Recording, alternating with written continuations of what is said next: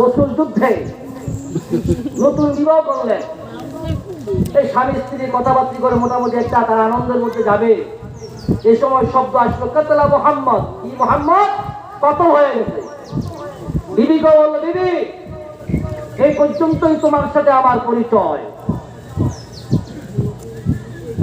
আমার পক্ষে আর থাকা সম্ভবপর নয়। কারণ তোমাকে বিবাহ করেছি বটে, কিন্তু আমার মাসুক, আমার মুর্শিদ মুহাম্মদুর রাসূলুল্লাহ কতল হয়ে গেছে। আমার কানে শব্দ আসছে, আর থাকা সম্ভব নয়। তলোয়ার নিলাম, চলে গেলাম। যদি কখনো কিয়ামতের ময়দানে দেখা হয়, সেদিন তোমার সাথে আবার সাক্ষাৎ হবে। এর নাম হলো প্রেম। এর নাম কি? প্রেম। এর নাম কি? পীর মুরিদি। এর নাম কি? তলোয়ার নিল, বের হয়ে গেল। যুদ্ধ চলছে।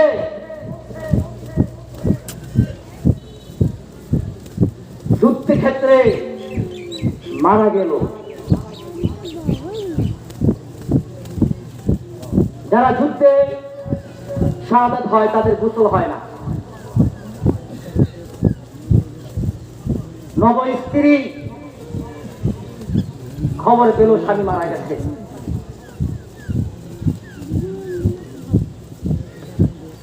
রাসূল মুকাররম সাল্লাল্লাহু আলাইহি ওয়াসাল্লামের কাছে গেলেন, ইয়া রাসূলুল্লাহ, আমার স্বামীর তো এই অবস্থা। বলে, আল্লাহ ওই মাকামের মধ্যে গোসলের ব্যবস্থা করতে বলেন। সুবহানাল্লাহ, যেন বলেন না। বউ আছে, আমরা হলে বলতাম বিয়ে করলাম, রাত্রটা বউর সাথে কাটাবো, কিসের এগুলা? কালকে যাবো। এটার নাম পীর মুরিদি না।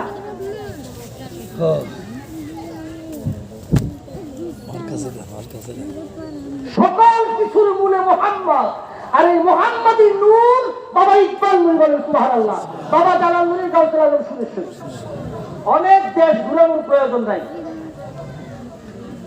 আর এটার যে বাইউন, বিবাহের মধ্যে শর্ত আছে, আর বন্ধনের শর্ত আছে, কাবিন নামা, কত কিছু সামা কাপড় উঠে এইটা। আর বাইউন, বায়াতের শর্ত হলো শর্ত এবং স্বার্থ দুটা ছাড়াই। শর্ত থাকবে না, স্বার্থ। অন্য কিতাবের মধ্যে লেখে মুরিদ। মুরিদ শব্দ হচ্ছে মারিদ। মারিদ মানে মৃত্যু। এটা কিরকম? মৃত্যু লাশকে যারা গোসল করায়, যেভাবে করায়, যেদিকে নেয়, যেভাবে কাজ করে সেই কাজ করে, তার কোনো ইচ্ছা শক্তি থাকে। ঠিক মুর্শিদের কাছে মুরিদ সেরকম।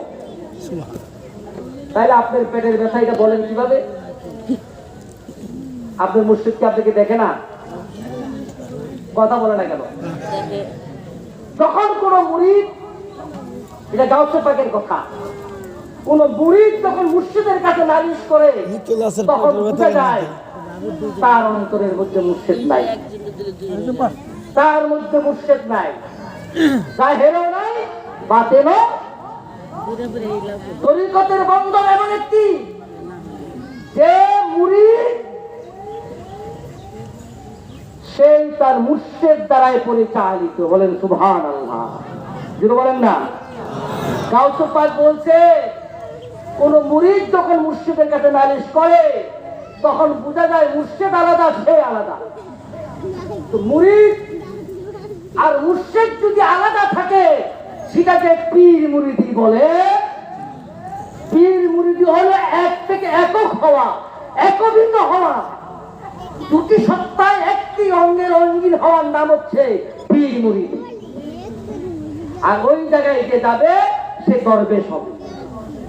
আর সেই দরবেশদের জন্য বাবা জালাল নুরি এই দরবেশী সম্মেলন আয়োজন করেছে।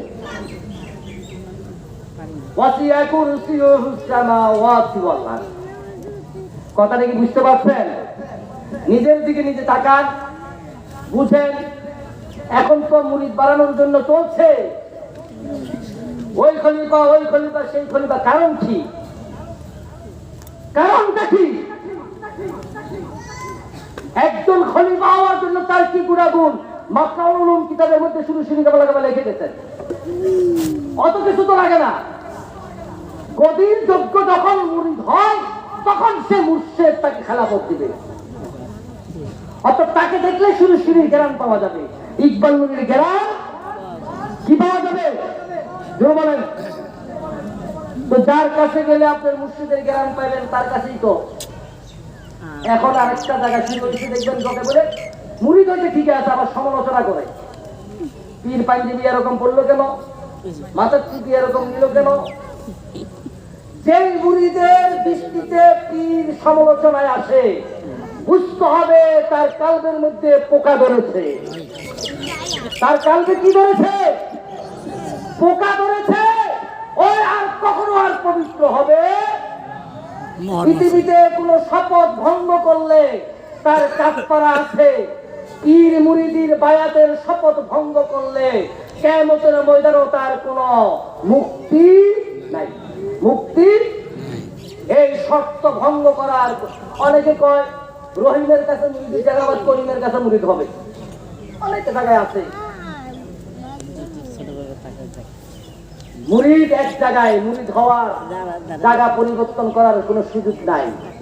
তবে সিলসিলার কোন ঊর্ধ্বতম মুর্শিদ যদি থাকে এবং সেটা নিজের মুর্শিদ যদি বলে তোমার বাড়ি সিলেট, তুমি শুরু একটা কষ্ট হবে, হবিগঞ্জের মধ্যে আমার এক মুরিদ আছে, তাকে দেখলেই আমাকে দেখা হবে, সেই সূত্রে।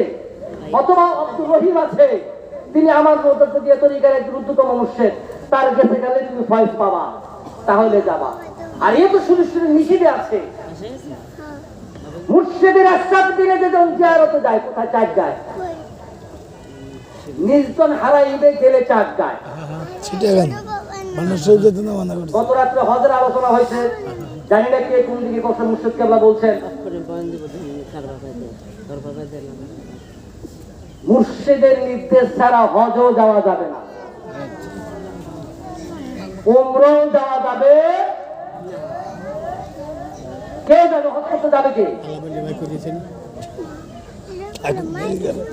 আপনি যে হজ করতে যাবেন, কেন যাবেন?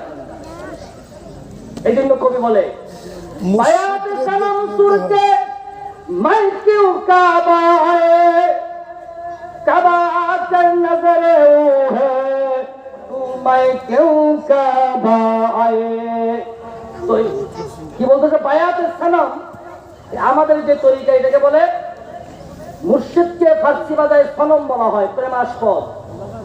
বায়াত মানে বায়াতের মধ্যে দিয়ে যাকে আমি আমার প্রেমিক বা প্রেমিকা সাব্যস্ত করেছি, আমি তাকে ছেড়ে কেন কাবায় আসলাম। তো কাবায় যাওয়ার পরে যদি আমি সেই শুরুতেই দেখি, তাহলে কাবায় যাওয়ার অর্থ কি? তো সে বলতেছে মাইতেও কাবা আয়ে, আমি কেন কাবা এলাম?